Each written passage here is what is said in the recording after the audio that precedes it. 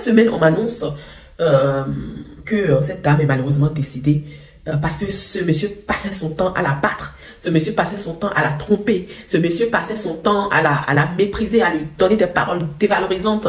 Elle ne connaissait pas son identité. Elle ne savait pas qu'elle était une pierre précieuse. Cette dame ne savait pas qu'elle avait de la valeur aux yeux de Dieu.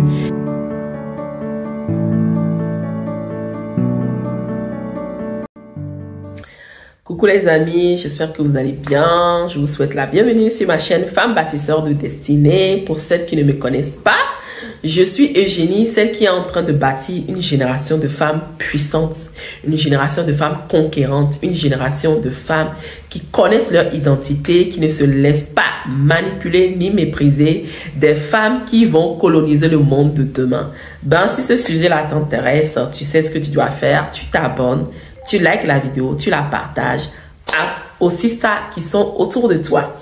Voilà, j'ai pas voulu spécialement faire une vidéo cette semaine, mais il y a une histoire tragique que j'ai appris cette semaine et que j'ai voulu vraiment partager avec vous parce que ça rentre tellement dans les thématiques que j'aborde sur ma chaîne.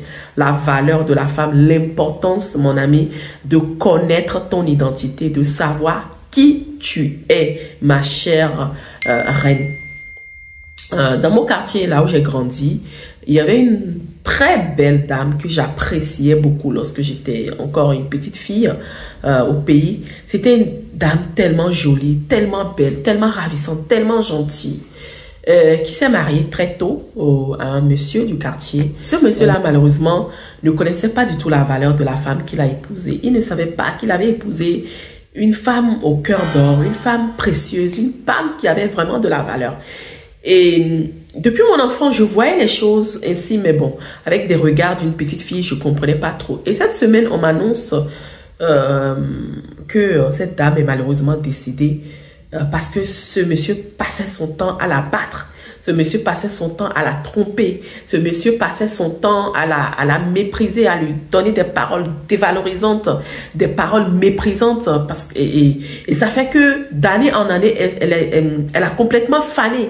Elle est devenue terne. Elle qui était une dame tellement ravissante, tellement pleine de vie, avec une peau tellement joviale, avec un bon capital de beauté.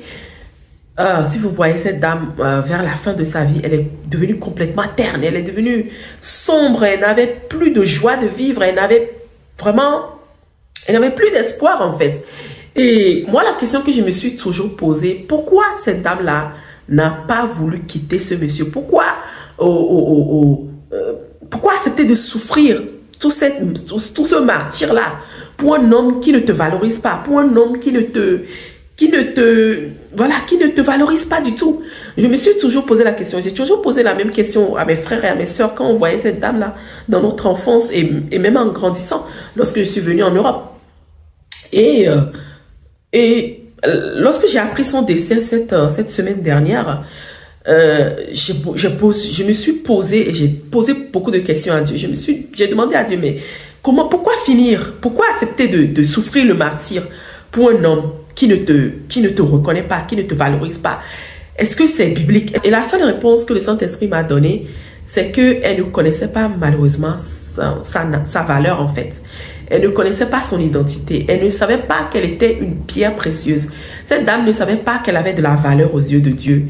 Cette dame-là ne savait pas qu'elle était un bijou, qu'elle était une femme en or et qu'elle ne devait pas se laisser autant piétiner, qu'elle ne devait pas se laisser autant mépriser, autant dévaloriser. Quand je vous parle, les filles, les amis, de connaître votre identité, de savoir qui est-ce que vous êtes et de ne pas vous laisser mépriser, ce n'est pas une histoire d'orgueil, c'est se sauver sa propre vie. C'est accepter de sauver sa propre vie, les filles. C'est même valoriser Dieu pour ce que Dieu a fait de vous en fait. C'est honorer Dieu lorsque vous refusez toutes sortes de mépris, lorsque vous refusez que les hommes vous traitent mal, lorsque vous refusez que les hommes vous méprisent, lorsque vous refusez les statuts que le monde vous donne ou que même les malédictions de vos familles vous donnent, lorsque vous refusez ces genres de statuts, c'est une manière d'honorer Dieu. Moi, je me rappelle lorsque j'étais encore jeune, avant de me marier, il y avait toujours cette tendance-là à être draguée par les hommes mariés. J'étais toujours cette fille-là qui devait occuper le second rang, qui devait être toujours draguée par les hommes mariés, toujours draguée par des vieux messieurs, toujours draguée par des hommes méprisables, toujours draguée par des hommes qui, pour moi, c'était pas mes catégories d'hommes.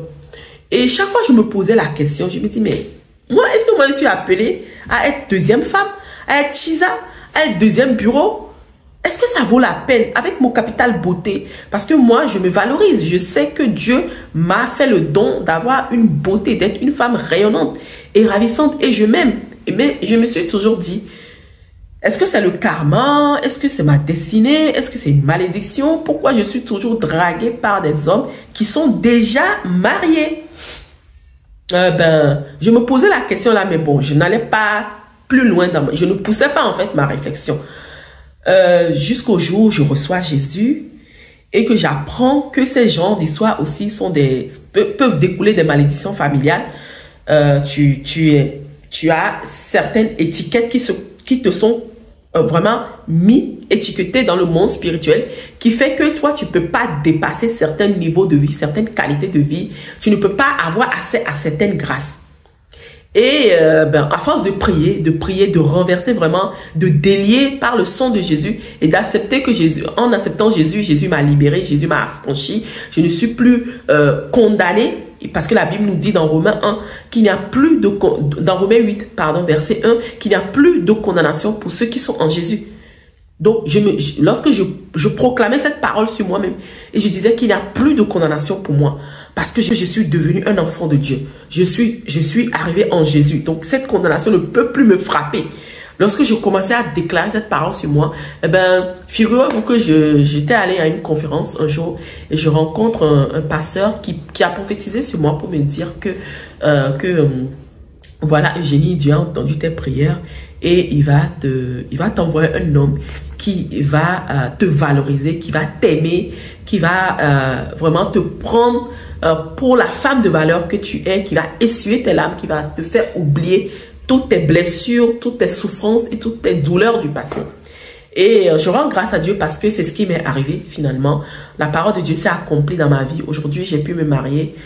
Je ne suis pas un tisa. Voilà, c'est pas une fin en soi le mariage, mais je veux juste vous dire les filles qu'il y a de la possibilité à ne pas subir certaines malédictions lorsque nous connaissons notre identité, lorsque nous acceptons la valeur que Dieu nous a donnée, lorsque nous refusons certains statuts que même le monde spirituel veut nous imposer, lorsque nous acceptons de venir nous cacher en Jésus. Malheureusement, qu'est-ce qui m'a amené à vous raconter aussi mon histoire là, qu'aujourd'hui, oui, Dieu m'a fait la grâce de me marier, d'être une femme seule dans mon foyer. Je ne suis pas dérangée par des chisas, des filles qui tournent autour de mon mari. J'ai eu cette grâce-là parce que je connaissais mon identité et parce que je me suis cachée en Jésus. Je reviens à mon histoire du début, lorsque je vous parlais de cette dame qui est décédée dans mon quartier la semaine dernière.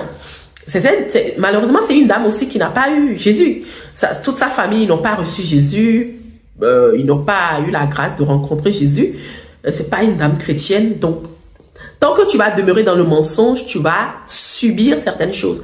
Tu vas subir, parce que la Bible nous dit que mon peuple est détruit parce qu'il lui manque la connaissance. La connaissance, c'est la connaissance de Jésus, la connaissance de la vérité. Tant que tu n'auras pas une certaine connaissance de ton identité, tu vas subir certains martyrs dans ta vie. Malheureusement, cette dame, elle est décédée, elle est morte. C'en est fini pour elle comme ça. Et ce qui a été encore plus tragique et plus triste, c'est que le mari n'a même pas eu à faire, à vraiment honorer le décès, la mort de cette dame qui lui a pourtant donné 3 enfants, si je me rappelle bien. Elle était morte un jeudi, je crois, et tout de suite, le samedi, elle a été très vite enterrée comme une poule qui devait être enterrée et qui, voilà. Et le mari ne prenait même pas soin d'elle.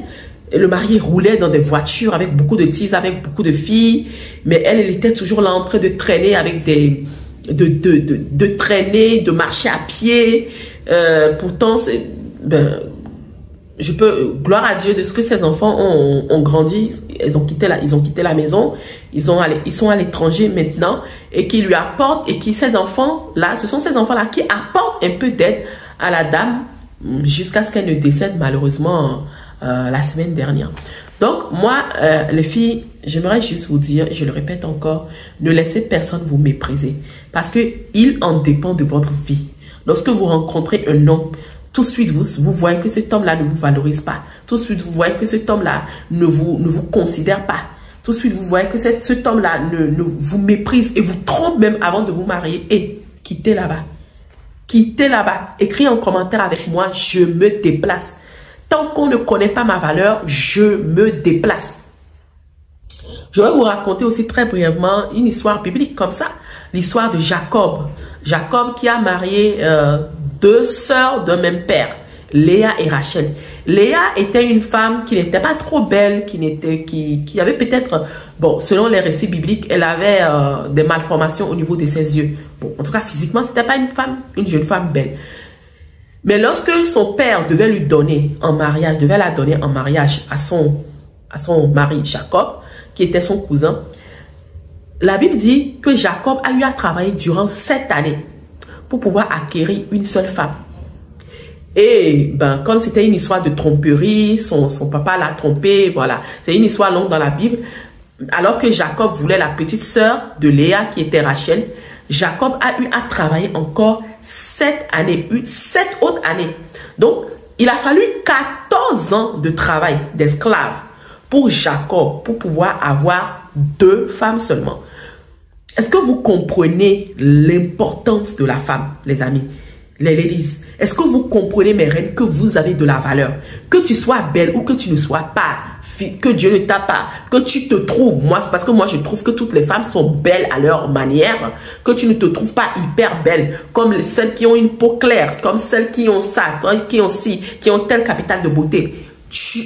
La même dot qu'ils ont donnée à celles qui étaient moins belles physiquement, c'est la même dot, 7 années de travail qu'ils ont donné à celles qui étaient hyper belles. Sache, ma sister, ma lady, que tu as de la valeur. Tant qu'un homme ne te marie pas, tant qu'un homme ne te dote pas, aujourd'hui, il n'y a même plus ce travail de 7 ans là pour avoir une femme. Aujourd'hui, dès que tu achètes une boisson et une crème glacée, voilà, c'est fini, tu l'as déjà dans son lit. C'est ce qu'un homme m'a dit un jour. Il m'a dit, Eugénie, tu sais, Eugénie, pour pouvoir avoir des filles maintenant, il faut juste acheter un petit coca, une petite voiture, prendre une voiture bien climatisée, une petite pizza à côté et c'est fini, tu l'as dans ton lit.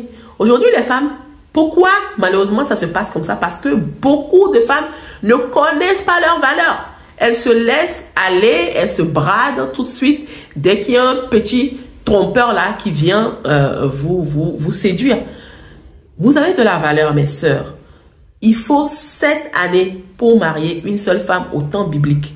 Donc, si un homme ne te valorise pas, si un homme ne te prend pas à ta juste valeur, qui refuse de te marier, bien qu'il passe des années à coucher avec toi, qu'il refuse de te mettre la bague au doigt, qu'il refuse de t'honorer, qu'il te méprise, qu'il t'insulte, ma chère reine, déplace-toi. Écris en commentaire avec moi, je me déplace. Tant qu'on ne connaîtra pas ma valeur, je me déplace. C'est pour sauver ta vie.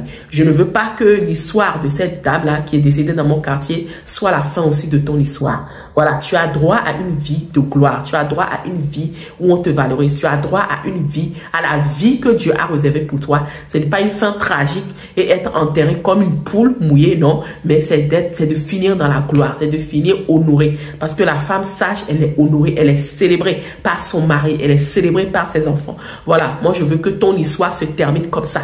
Comme la femme sage du Proverbe 31. Voilà, c'est ce que j'ai voulu vous partager aujourd'hui, mes chères reines. Valorisez-vous les filles, ne laissez personne vous mépriser, surtout pas les hommes. Parce que à eux, Dieu leur a donné un commandement d'aimer les femmes, de protéger la femme, de sécuriser la femme, d'être des personnes qui sont là, prêtes à tout pour le bien-être des femmes. Voilà, c'est pas pour le mariage, n'est pas une histoire de se laisser mépriser juste pour avoir la statue de la femme mariée. Non, non, non, pas du tout. Ça ne vient pas de la volonté de Dieu. Donc voilà, j'espère que ce message t'a édifié, que ça t'a donné le courage de ne plus te laisser brader, mais de te valoriser, d'attendre le mariage avant d'offrir ton corps à un homme. Voilà. Si ce message t'a béni, n'hésite pas à me laisser un commentaire, hein, à liker la vidéo et surtout à la partager. Si tu n'es pas abonné encore aussi sur la chaîne, ben, je t'invite à t'abonner pour écouter beaucoup plus d'autres histoires sur la valeur et l'importance de la femme.